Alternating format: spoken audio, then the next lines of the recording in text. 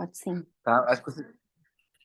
Pronto. Então, gente, começando essa sessão do mês de junho, da sessão do Hospital Alvorada, nós daremos início esse mês a um tópico meio peculiar que a gente precisa usualmente, que é quando fazer a indicação precisa da hemotransfusão, transfusão de hemoderivados em pediatria.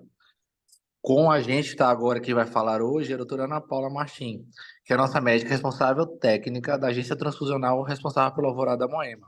Ana, prazer ter você aqui com a gente. E começando agora a apresentação. Bom, boa noite a todos, agradeço a presença de todos.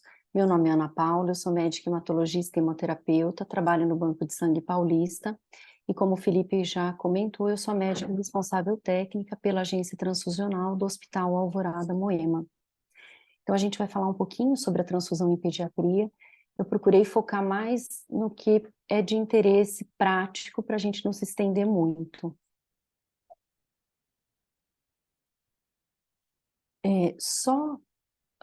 Inicialmente, só para a gente fazer algumas considerações que eu acho pertinentes. Lembrando, né, sempre que a gente pensa na transfusão, a gente tem que lembrar que o sangue é um recurso finito que depende do altruísmo das pessoas que se voluntariam para a doação de sangue, porque, como todos sabemos, os doadores de sangue, eles não recebem qualquer tipo de remuneração. E nós temos duas formas de coleta de sangue. A coleta manual do sangue total, a partir da doação manual do sangue total através da centrifugação, é possível obter os seguintes componentes sanguíneos: uma unidade de concentrado de hemácias, uma unidade de concentrado de plaquetas, que é a plaqueta randômica, uma unidade de plasma fresco congelado e uma unidade do crio precipitado. E nós temos a coleta automatizada por aférese, em que, utilizando-se um equipamento automatizado específico, é possível se obter um ou mais componentes do sangue, ou um concentrado de hemácia, ou plasma fresco congelado, ou a plaqueta, de um único doador numa mesma doação, sem necessidade da coleta do sangue total. Então, sempre que a gente se encontra diante de uma solicitação de transfusão, o que é importante? A gente avaliar a indicação, então o motivo da indicação, os exames laboratoriais, então se a gente está diante de uma solicitação de concentrado de hemácias, o nível de hemoglobina e hematócrito, se a solicitação é de plaquetas, a contagem plaquetária que justifique a transfusão, se a solicitação é crioprecipitado, fibrinogênio, se é o plasma fresco congelado, o tempo de atividade de protrombina, o RNI, ou TTPA. A gente sempre tem que avaliar as condições clínicas do paciente, então a gente não olha só exame, número, a gente tem que saber as condições em que essa criança se encontra, se tem ou não comorbidades, se tem presença de sangramento ativo, verificar quando é possível alternativas a essa transfusão, para que a gente use sempre a transfusão de forma racional. E lembrar de esclarecer sempre aos pais ou responsável legal pela criança os riscos e benefícios relacionados à transfusão, já que nenhuma transfusão é isenta de risco. Sejam reações, a gente pode se deparar com reações transfusionais imediatas ou reações tardias. Quando a gente pensa na transfusão do concentrado de hemácias, a indicação é o tratamento da anemia sintomática em pacientes que necessitam um aumento na capacidade do transporte de oxigênio. E a gente divide dentro da pediatria as indicações para crianças menores de 4 meses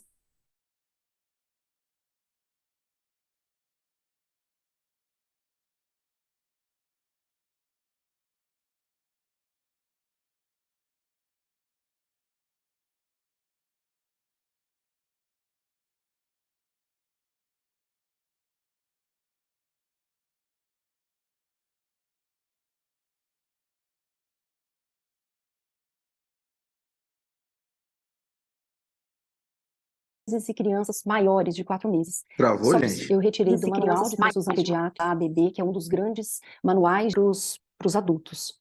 Recém-nascidos, a gente sabe que os recém-nascidos de hemoglobina... Oi, tá ouvindo? Agora Estão me sim, é ouvindo? porque tinha travado. Tá.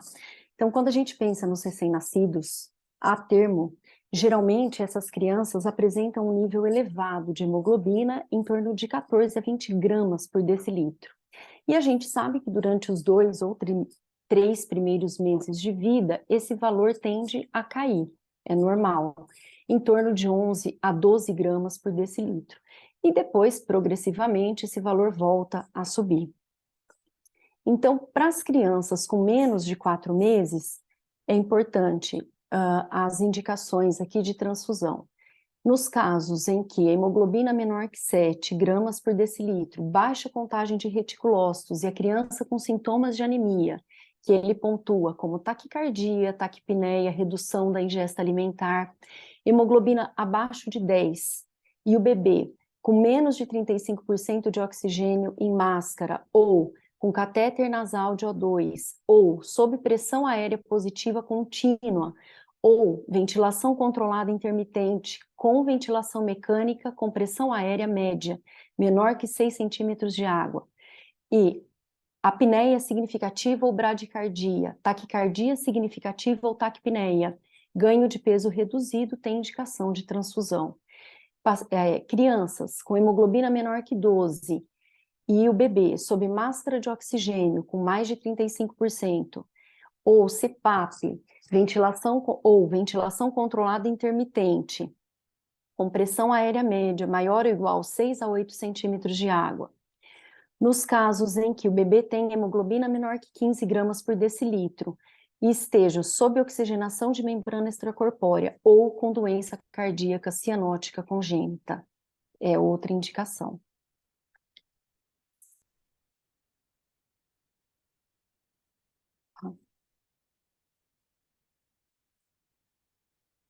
Deixa eu só ver aqui que não está passando. Para as crianças com mais de 4 meses de idade. Então, crianças com mais de 4 meses já têm indicação próxima às orientações dos adultos. Então, sempre lembrar o que é o importante, que é não olhar só o valor do exame, mas o contexto clínico, as condições clínicas daquele paciente. Então, se tem perda sanguínea intraoperatória maior ou igual a 15% da volemia total, hemoglobina menor que 8, no perioperatório e sintomático para anemia, crianças que estejam em tratamento químio e ou radioterapia, com anemia sintomática crônica, congênita ou adquirida, que serão submetidos a procedimentos cirúrgicos de emergência com perda esperada de sangue em pacientes com anemia perioperativa, ou anemia pré-operatória sem outras terapêuticas corretivas possíveis, ou sem que haja tempo hábil para que seja proposta essa correção. Perda sanguínea aguda com hipovolemia não responsiva a outras terapêuticas. Hemoglobina menor que 13 gramas por decilitro, com doença pulmonar grave, ou oxigenação de membrana extracorpórea. E os pacientes, as crianças, em programas de transfusões crônicas, para doenças da produção de hemácias, como a beta-talassemia, síndrome de Black-Diamond não responsiva à terapia, ou as crianças que a gente tem que lembrar com anemia falciforme.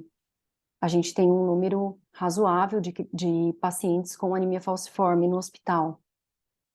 Então, lembrando que para esses pacientes que entram em programa de transfusão crônica, principalmente esses da anemia falciforme, são crianças que muitas vezes toleram um nível de hemoglobina menor que o habitual e não tem tanto sintoma, elas se mantêm compensadas. Porém, algumas situações podem descompensar esse quadro que vem compensado com um nível menor, e aí elas necessitam de suporte transfusional. Como, por exemplo, se a gente pegar uma criança com síndrome torácica aguda, hipoxemia, meninos com priapismo recorrente, ou sequestro esplênico, condições que aumentam a hemólise, então anemia aguda sintomática, crianças que tenham como intercorrência AVC, ou crises vasoclusivas refratárias, ou crianças que vão ser submetidas a procedimentos cirúrgicos. Aí o ideal é que a hemoglobina esteja em torno de 10 gramas por decilitro.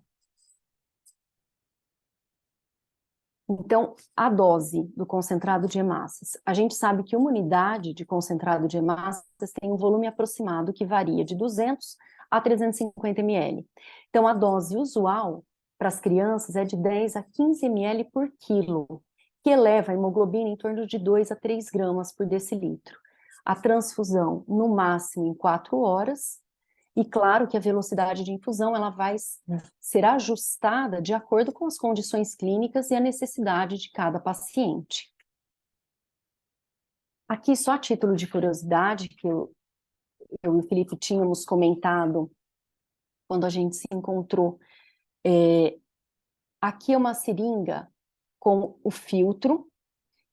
Muitas vezes, para crianças, por exemplo, prematuros extremos, crianças com baixo peso, então o volume da transfusão é muito pequeno, e às vezes a própria alíquota é muito, então pode ser preparado essa transfusão na seringa. Aqui é uma bolsa de transferência, não sei porque eu não estou conseguindo mostrar aqui com o meu mouse, mas a gente tem uma bolsa de transferência, quando abre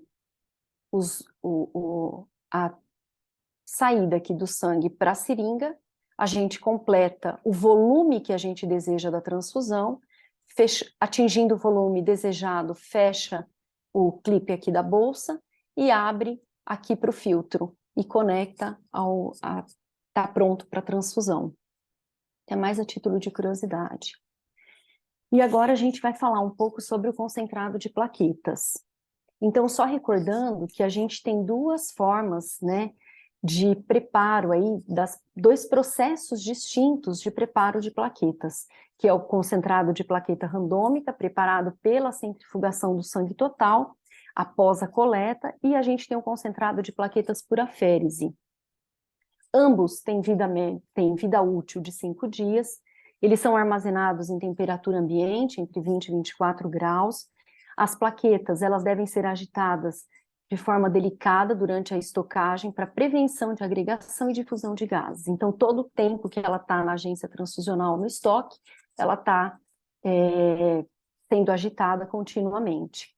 Lembrando que o volume aproximado do concentrado de plaquetas por aférese varia em torno de 200 a 250 ml.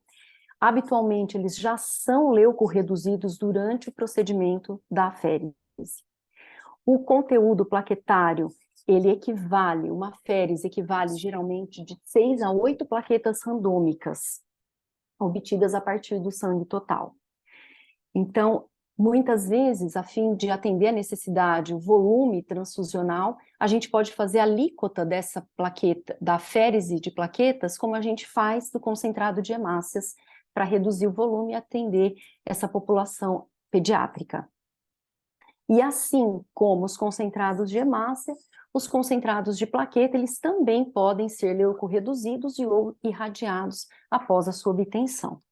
A transfusão, ela pode ser profilática, quando eu não tenho sangramento, ou terapêutica, quando a gente está diante e deseja a transfusão para tratamento de sangramentos decorrentes de trombocitopenia, geralmente por falência medular e ou disfunções plaquetárias, qualitativas, congênitas ou adquiridas.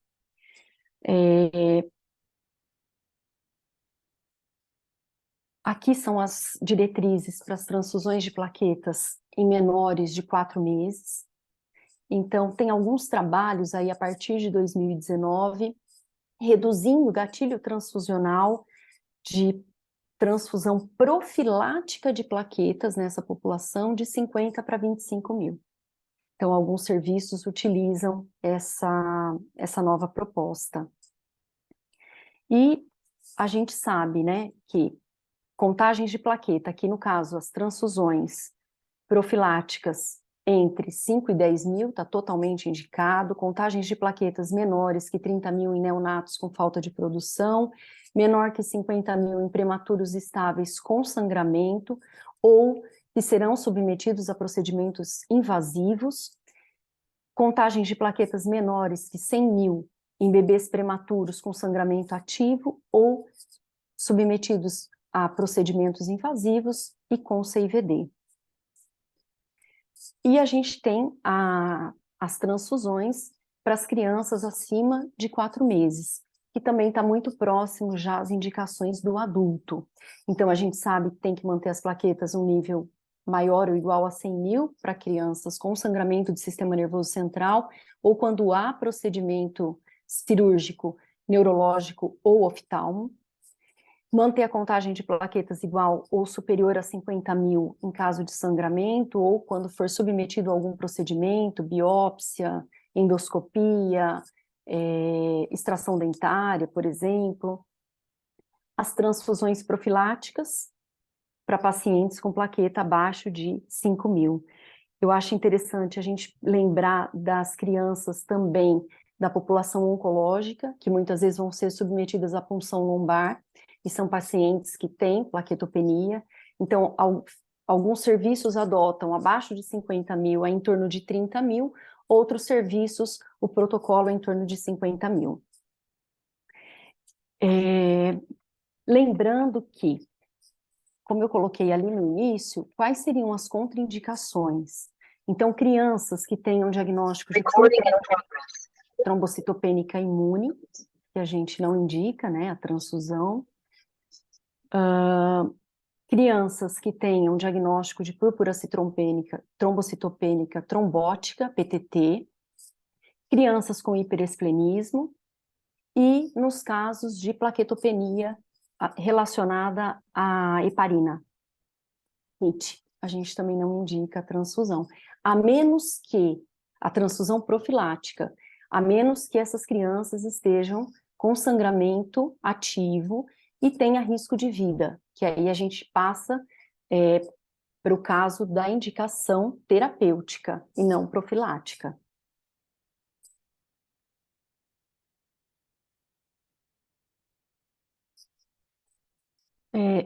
Só falando agora da dose, então, uma unidade de plaqueta randômica, ela tem um volume em torno de 50 a 70 ml, aproximadamente, e uma férise de 200 a 250 ml. A dose usual é 10 ml por quilo de peso, tanto para a férise quanto para a plaqueta randômica. E lembrando que, a partir de 10 quilos, aí a gente adota uma unidade de plaqueta randômica.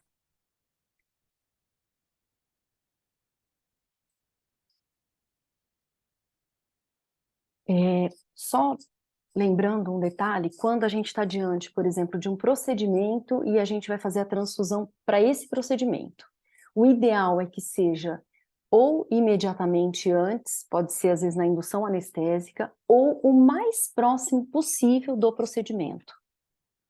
Tá? Então agora eu coloquei 2 cuidados ou procedimentos especiais que a gente considera que eu achei relevantes para esse grupo da pediatria, que são os hemocomponentes. Aí, no caso, entram as hemácias e os concentrados de plaqueta, filtrados e irradiados. Então, eu vou falar um pouquinho de cada um especificamente. Então, os concentrados, sejam as hemácias ou plaquetas, eles podem ser leucorreduzidos ou filtrados ou desleucocitados, quando eles são submetidos à remoção, à filtração e remoção dos leucócitos. Esse processo é capaz de remover em torno de 99,9% dos leucócitos, do conteúdo original presente na bolsa. E a finalidade é a prevenção de complicações relacionadas à transfusão de hemocomponentes halogênicos devido à exposição do receptor aos leucócitos do doador. Então, a gente sabe a recomendação pela legislação, o ideal é que seja menor que 5 vezes 10 a sexta leucócitos por unidade. Essa é a recomendação para que seja considerado um hemocomponente filtrado. E o ideal é que esse processo seja feito pré-estocagem, para que não tenha liberação de citocinas durante a estocagem. As indicações. Então, a gente consegue, com esse procedimento, a prevenção e redução da aloimunização aos antígenos HLA, principalmente pensando nos pacientes com hemoglobinopatias, como os falciformes, por exemplo, anemias hemolíticas, Os pacientes que são submetidos ou que irão ser submetidos ao transplante de medula óssea, seja autólogo ou alogênico, os pacientes com anemia plástica, com mielodisplasia, leucemias, leucemia mieloide aguda ou a leucemia linfóide aguda, o grupo de pacientes oncohematológicos. Prevenção de citomegalovírus, então, na ausência dos componentes CMV negativos, para aqueles pacientes CMV negativos submetidos ou que irão ser submetidos a transplantes de órgãos sólidos, ou que serão submetidos ao transplante de medula óssea autólogo ou alogênico. Os pacientes com status CMV negativo, que serão submetidos à quimioterapia mieloablativa, ou os recém-nascidos com peso menor que 1.200 gramas, transfusão intrauterina, é o obrigatório, nas gestantes, citomegalovírus negativo, ou quanto você não sabe o status sorológico dela. Previne a incidência e a recorrência das reações febris não hemolíticas e também pode prevenir a imunomodulação induzida pelas transfusões. No Hospital Alvorada, 100% dos nossos hemocomponentes, tanto as hemácias quanto as plaquetas, todos são filtrados, todos, sem exceção. A principal desvantagem desse processo é o custo. Infelizmente, acaba sendo um fator limitante para muitas instituições. E agora falando dos hemocomponentes irradiados, também para as hemácias e plaquetas. Então, os hemocomponentes, eles devem ser submetidos à radiação gama, na dose de 25 grays, quando for necessário prevenir a reação do enxerto versus hospedeiro associado à transfusão. É o DASH transfusional que a gente conhece. O risco aumenta se o doador for geneticamente relacionado ao paciente. Esse procedimento, ele impossibilita a multiplicação dos linfócitos, porque essa complicação a doença do enxerto versus hospedeiro associado à transfusão, ela é uma complicação imune mediada, usualmente fatal, causada pela enxertia e expansão clonal dos linfócitos do doador em receptores suscetíveis. Então, as indicações, a transfusão intrauterina, os neonatos submetidos a exsanguíneo transfusão, obrigatoriamente quando houver transfusão intrauterina prévia ou submetidos à oxigenação por membrana extracorpórea, a ECMO. Os neonatos prematuros ou baixo peso, então idade gestacional menor que 28 semanas e o peso menor que 1.200 gramas.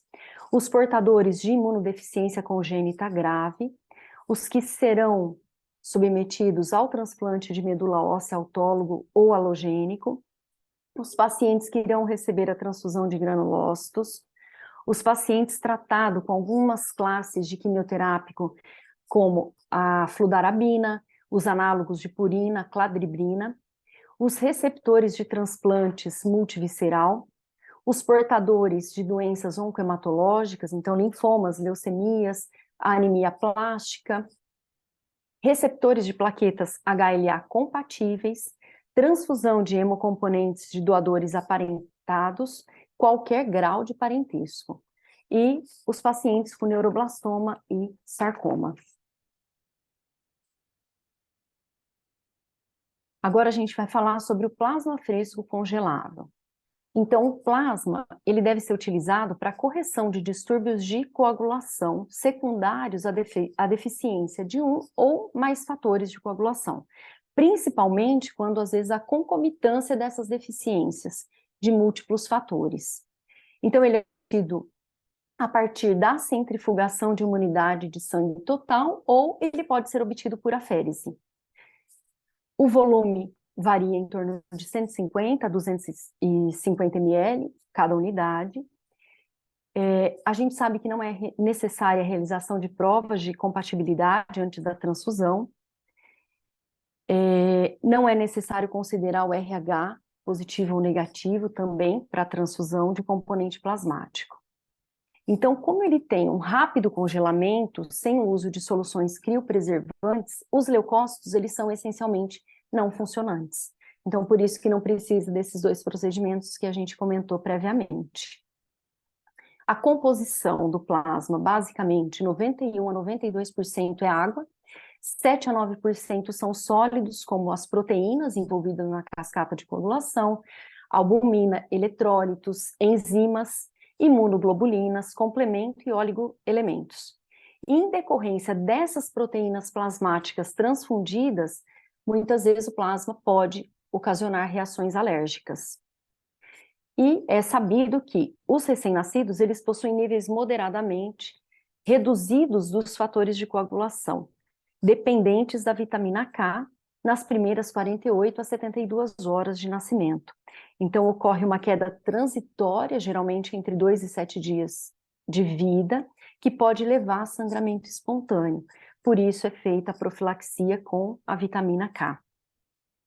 E o plasma, ele só deve ser usado na transfusão quando a gente não disponibiliza os concentrados de fatores específicos industriais.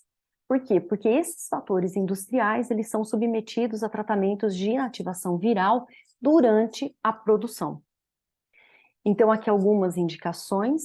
Então, quando, na terapia de reposição, quando os concentrados de fatores específicos não estiverem disponíveis, incluindo, mas não limitado aos fatores 2, 5, 10, 11, o TP ou TTPA maior que 1,5 vezes o valor de referência e sangramento.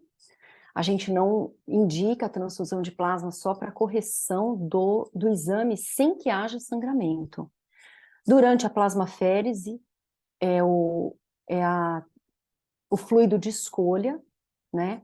Quando a gente faz o procedimento. Reversão de varfarina em uma situação emergencial, por exemplo, como antes de um procedimento invasivo, que não dê para esperar a correção com a vitamina K, e ou presença de sangramento ativo nessa situação. Então, a gente pode usar também como terapia de suporte para os pacientes, às vezes com CIVD e sangramento ativo, com alteração do TP e do TPA, pacientes com hepatopatia crônica, sangramento ativo e alteração tanto do TP e ou TTPA, e na transfusão maciça. Então, lembrando que o plasma, ele não deve ser usado como expansão, para expansão volêmica. A dose, então, uma unidade de plasma fresco congelado tem um volume final em torno de 150 a 250 ml, e a dose usual é em torno de 10 a 15 ml por quilo, que aumenta os níveis das proteínas de coagulação em torno de 20 a 30%. O crioprecipitado. Então, o crioprecipitado é uma fração do plasma insolúvel a frio, ele é obtido, né, do plasma, contém níveis concentrados de fator 8, o fator de von Willebrand, o fator 13, a fibronectina, e apesar de altos níveis do fator 8, o crioprecipitado ele não é o produto de escolha para o tratamento da hemofilia. Produtos recombinantes, como eu já falei, ou que sofreram a inativação viral, são a primeira linha de tratamento. O crioprecipitado ele acaba sendo reservado para situações emergenciais ou quando você não tem o fator industrial disponível. Então, aqui algumas indicações: hipofibrinogênemia ou desfibrinogênemia com sangramento ativo em pacientes que serão submetidos a procedimentos invasivos, que aí a gente não tem tempo de conseguir o fator industrial, por exemplo. Na deficiência do fator 13, com sangramento ativo, ou submetidos a procedimentos invasivos. Então, também, é sempre nos casos em que a gente não consegue o fator industrial, a gente não tem tempo hábil para conseguir o fator industrial e repor. Doações dirigidas do crio para sangramentos em crianças pequenas com hemofilia A, na doença de von Willebrand, quando o DDAVP é contraindicado ou não está disponível, ou então quando o concentrado de fator 8 derivado de plasma submetido à inativação viral, que contém um fator de von Willebrand, não está disponível, e com sangramento ativo ou antes de procedimentos invasivos. A gente não pode esquecer também, muitas vezes, na transfusão maciça, pacientes com sangramento que tem um nível de fibrinogênio aí menor que 1,5 a 2, tem indicação. Nos pacientes que fazem tratamento quimioterápico para leucemia linfóide aguda, alguns protocolos usam a L-asparaginase. Um dos efeitos colateral é diminuir o nível do fibrinogênio sérico e acaba tendo muitas vezes indicação de reposição do CRIO, do fibrinogênio, e a gente utiliza o CRIO. Na fase aguda da LMA promielocítica, se a concentração do fibrinogênio também estiver menor que 1 a 1,5. Nos pacientes com CIVD graves, hipofibrinogênemia, geralmente fibrinogênio menor que 100, quando não tiver o fator industrial disponível. Então, a dose. Uma unidade de CRIO precipitado tem um volume bem pequeno, em torno de 10 a 20 ml.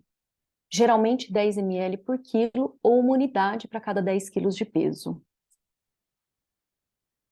E falar um pouquinho sobre a transfusão maciça, que não é muito, felizmente, a gente não vê tanto na pediatria quanto a gente vê para os adultos.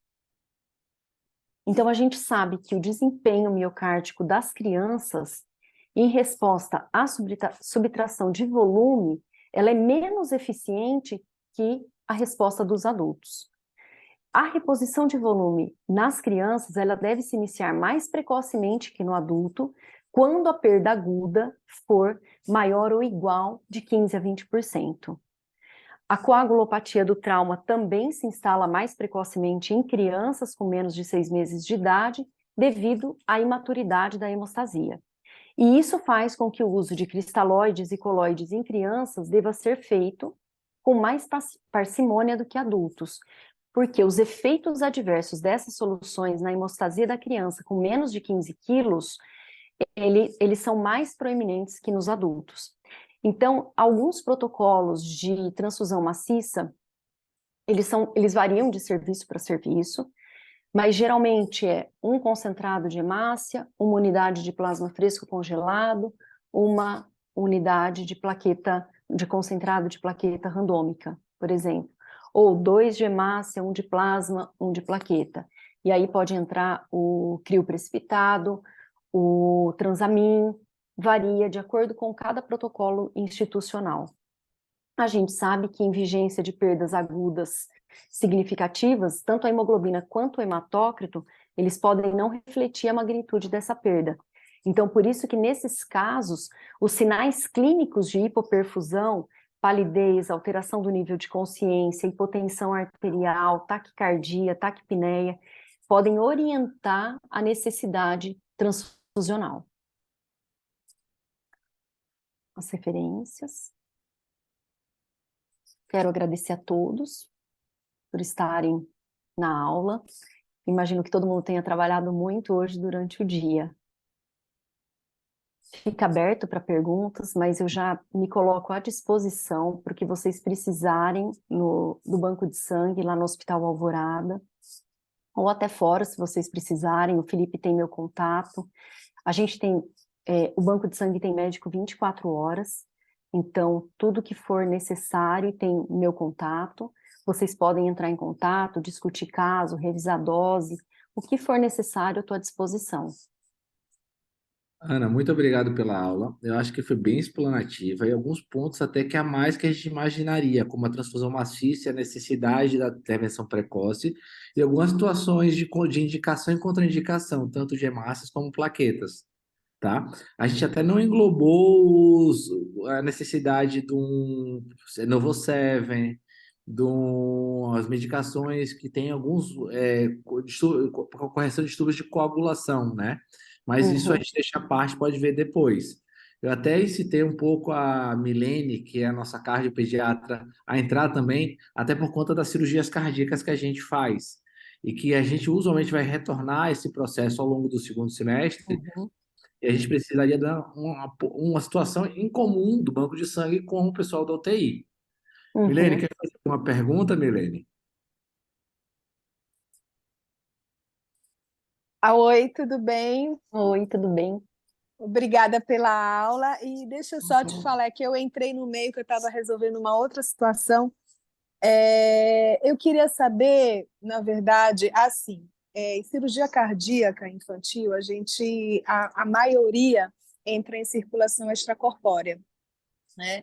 Então, assim, coagulopatia, assim, não vou dizer nem coagulopatia, mas a alteração, ela vem assim com tudo, e a gente sempre tem que estar Uhum, correndo atrás, repondo, não só uhum, concentrado de hemácias, mas sim. uma coisa que às vezes é o calo de muita gente e é controverso, é assim, quando transfundir um cardiopata, né? Eu, por exemplo, eu sempre uso, se é um cardiopata com insuficiência cardíaca, mesmo pré-operatório ou pós-operatório, por exemplo, para mim, o nível de 8, eu já estou Uhum, transfundindo, sim. entendeu? Porque, mas ele está em estado sim, mas ele é um cardiopata que acabou de vir de uma SEC.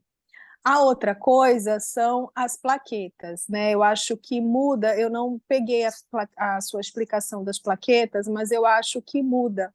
Então, para a gente, como é uma plaqueta que ela já vem alterada, abaixo de 100.000 eu já Uhum, estou transfundindo. E eu queria saber se você concorda com concordo. isso Uhum, ou não.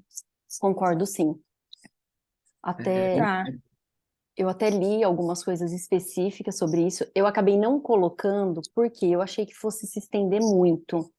Confesso a Uhum, vocês, eu achei que fosse ficar muito longa e cansativa. Aí eu pensei, falei, não, vamos falar do básico, depois se surgirem outras necessidades, como eu falei, uhum, eu fico à disposição, se a gente pode ver, de repente, uma aula só na cirurgia cardíaca, porque tem isso, tem muito para adulto, tem até mais do que na população pediátrica, até sim, porque os estudos nessa população, como é um grupo muito vulnerável, acaba sendo um fator limitante, né? Mas sim. pensando no número que você falou, eu concordo, até porque aí é muito próximo, né, o valor do adulto, entre 8 e 9 mantém a hemoglobina basal. Uhum, Acho que, de repente, um cuidado é a velocidade, é o tempo da transfusão, porque muitas vezes tá. a gente não atenta para isso e essas crianças, como os adultos fazem, têm risco maior de reação transfusional, como a sobrecarga circulatória, que é a TACO. Então, acho que Tá. atentar para essa questão do tempo, não exceder o máximo aí são 4 horas, mas às vezes ao invés de correr em uma, correr em 2 horas, vai depender de cada caso, né? E a Sim. plaqueta, ok, acho que tem, a maioria acaba transfundindo mesmo nesse processo aí da SEC. Na verdade, Tá. nosso método por conta da Mantém em redução da torno, temperatura corpórea, né? Que abaixo de 33 graus exato, fica disforme. Então, por mais uhum, que esteja um pouco acima de 50, ela fica inoperante sim, exato, instantaneamente. ela tem disfunção plaquetária, né? Às vezes não é o Sim, número, mas a disfunção plaquetária, por isso que eu concordo exato. sim com você. Uhum. Tá ótimo. Alguma mais outra Mas, pergunta, gente? Outra situação que eu achei até que a gente discutiu bastante, não foi, Ana? Foi a situação das plaquetas, não Foi. prescrever unidade, mas se escrever ml por quilo até chegar a 10 quilos, que é uma coisa que a gente vai ter que se atentar, que é uma coisa que a gente está modificando no nosso protocolo.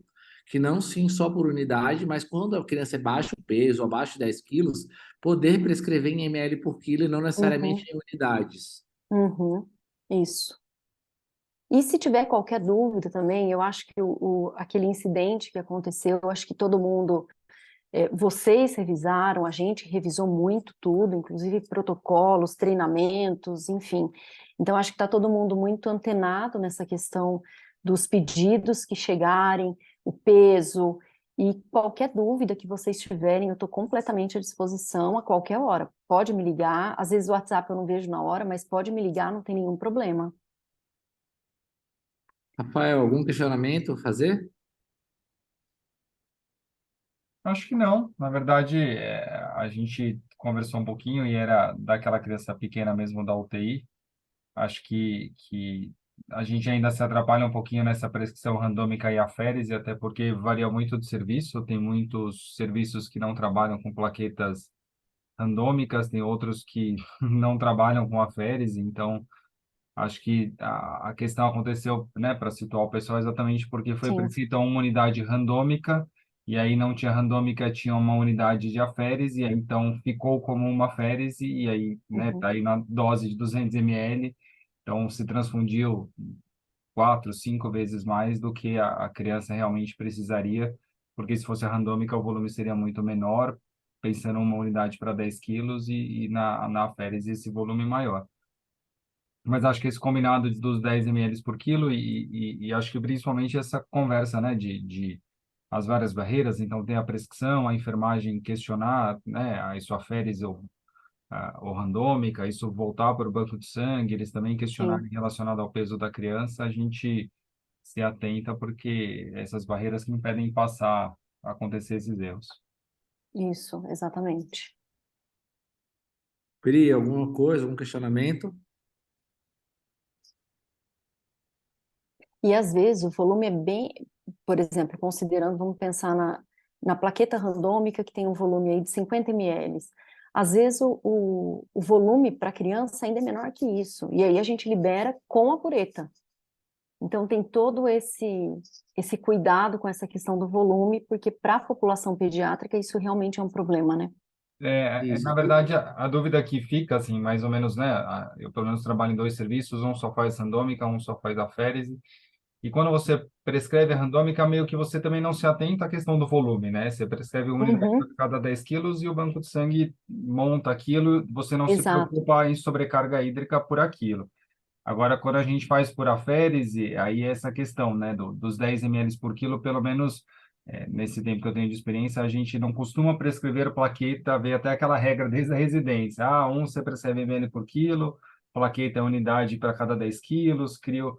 Então, a gente se acostuma com uma coisa e acho que a gente passar a prescrever a aférese por ml por quilo vai demandar mais atenção, mas acho que é um caminho para prevenir essas Ou nem confusões. prescrever, por exemplo, a férise ou randômica, prescrever em ml, colocar por exemplo, o peso da criança, quantos ml, e aí a gente vê o que tem, o que é melhor, o que está mais acessível, ou o que está mais de acordo ali, de acordo com o volume que você precisa, que a criança tem indicação, a gente liberar, entendeu? Às vezes nem precisa se preocupar com isso. Ah, é a férise ou é randômica. Não, nem precisa. Só a questão do volume mesmo a gente já adequa, Então, Combinado. foi tudo isso que levou a tá? essa adaptação e essa nova necessidade de fazer um protocolo direcionado para Sim, pediatria, sim. né, Ana? A gente estava até É, discutindo antes, porque foi uma situação que a gente viu um exato, negócio muito amplo que não abrangia tanto pediatria. Então, dessa vez, a gente está exatamente. fazendo um direcionado para a equipe toda, de todas as unidades do hospital, para especificamente pediatria, para não ter essa inadequação mais. Eu acho que esse trabalho em conjunto está bem efetivo, até essa aula justamente para explanar esse novo contexto. Sim. Como eu falei, né? Eu acho que assim é, mudou muita coisa para vocês e para a gente também. Então, acho que todo mundo ficou muito mais atento em relação a essas prescrições das crianças, depois, infelizmente, desse incidente, né? Mas eu acho que tem o lado positivo também, e foi tudo isso. A gente acabou revisando protocolos, a gente vai deixar o protocolo na intranet do hospital, toda essa barreira de segurança que vocês implementaram, revisaram, e a mesma coisa para a gente no banco de sangue, né? Alguma outra dúvida, pessoal? Algum outro questionamento? Alguma outra situação que a gente pode perguntar, necessitar? Ou tá todo mundo mudo já?